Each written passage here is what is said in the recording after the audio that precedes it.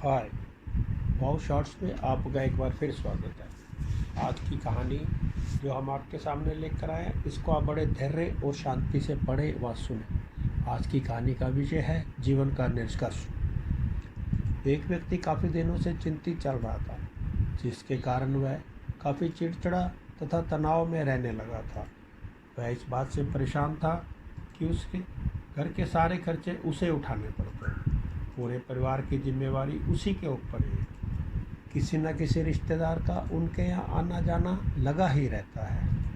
इन्हीं बातों को सोच सोच कर वह काफ़ी परेशान रहता था तथा बच्चों को अक्सर डांट देता तथा अपनी पत्नी से भी उसका किसी न किसी बात पर झगड़ा चलता ही रहता था। एक दिन उसका बेटा उसके पास आया और बोला, पिताजी मेरा स्कूल का होमवर्क करा दीजिए।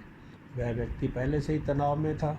उसने बेटे को डांट कर भगा दिया, लेकिन जब थोड़ी देर बाद उसका गुस्सा शांत हुआ तो वह बेटे के पास गया तो देखा कि बेटा सोया हुआ है और उसके हाथ में उसके होमवर्क की कॉपी है।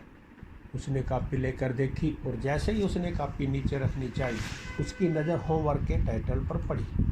होमवर्क का टाइटल था, वह चीज़ें जो हमें शुरू में अच्छी नहीं लगती लेकिन बाद में अच्छी ही होती है। इस टाइटल पर बच्चे को एक पैराग्राफ लिखना था। जो उसने लिख लिया था, उत्सुकतावश उसने बच्चे का लिखा हुआ पढ़ना शुरू किया। बच्चे ने लिखा था, मैं अपने फाइनल एग्ज़ाम को बहुत बहुत धन्यवाद देता हूँ, क्योंकि शुरू में तो बिल्कुल अच्छे नहीं लगते, लेकिन इसके बाद स्कूल की छुट्टियाँ पड़ जाती हैं। मैं कड़वी दवाइयों को बहुत धन्यवाद देता हूँ, क्योंकि शुरू में तो ये कड़वी लगती है, लेकिन मुझे बीमारी से ठीक करती है। मैं सुबह सुबह जगाने वाली उस अलार्म घड़ी को बहुत धन्यवाद देता हूँ, जो मुझे सुबह बताती है कि मैं जीवित हूँ। मैं ईश्वर को भी धन्यवाद देता हूँ, जिसने मुझे इतने अच्छे पिता दिए, क्योंकि उनकी डांट शुरू में तो बहुत बुरी लगती है, लेकिन वो मेरे लिए खिलौने लाते हैं, मुझे घुमाने ले जाते हैं और मुझे अच्छी अच्छी चीज़ें दिलाते हैं। और मुझे इस बात की खुशी है कि मेरे पास पिता है, क्योंकि मेरे दोस्त के तो पिता ही नहीं। बच्चे का होमवर्क पढ़ने के बाद वह व्यक्ति जैसे अचानक नींद से जाग गया हो। उसकी सोच बदल सी गई। बच्चे की लिखी बातें उसके दिमाग में बार बार घूम रही थी, खासकर वह लास्ट वाली लाइन।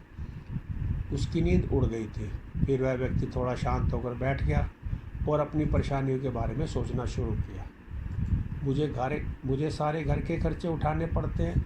इसका मतलब है कि मेरे पास घर है। ईश्वर की कृपा से मैं उन लोगों से बेहतर स्थिति में हूँ जिनके पास घर नहीं है। मुझे परिवार की जिम्मेवारी उठानी पड़ती है। इसका मतलब है मेरे पास परिवार है, बीवी बच्चे हैं, और ईश्वर की कृपा से उन लोगों से ज़्यादा खुशनसीब हूँ जिनके पास परिवार नहीं है और वो दुनिया में बिल्कुल अकेले हैं। मेरे यहाँ कोई ना कोई मित्र या रिश्तेदार आता जाता रहता है। इसका मतलब है कि मेरी सामाजिक हैसियत है और मेरे पास सुख दुख में साथ देने वाले लोग हैं। हे भगवान, तेरा बहुत बहुत शुक्रिया। मुझे माफ़ करना, मैं तेरी कृपा को पहचान नहीं पाया। इसके बाद उसकी सोच एकदम से बदल गई। उसकी सारी परेशानियाँ, सारी चिंता एकदम जैसे ख़त्म हो गई। वह एकदम से बदल गया। वह भागकर अपने बेटे के पास गया और उसे सोते हुए बेटे को गोद में उठाकर उसके माथे को चूमने लगा और बेटे को तथा ईश्वर को धन्यवाद देने लगा। हमारे सामने जो भी परेशानियां हैं, हम जब तक उसको नकारात्मक नज़रिए से देखते रहेंगे, तब तक हमें परेशानियों से घिरे रहेंगे। लेकिन जैसे ही हम उन चीज़ों को, उन्हीं की परिस्थितियों को सकारात्मक नज़रिए से देखेंगे, तो हमारी सोच एकदम बदल जाएगी। हमारी सारी चिंताएं, सारी परेशानियां, सारे तनाव एकदम से ख़त्म हो जाएंगे और हमें मुश्किलों से निकलने के लिए नए नए रास्ते दिखने लगेंगे। अगर आपको ये बातें अच्छी लगी हो तो इसका अनुकरण कीजिए, ज़िंदगी को खुशहाल बनाइए। धन्यवाद।